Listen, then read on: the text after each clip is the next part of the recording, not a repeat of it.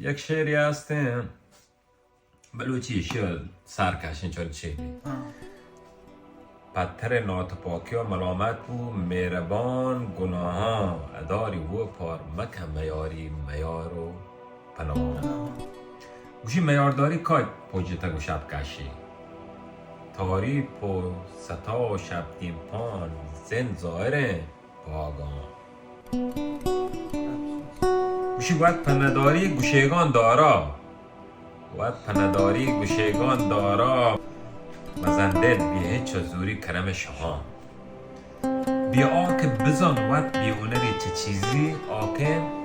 دری نبورتا کرد و کتاب کشی کلو ماها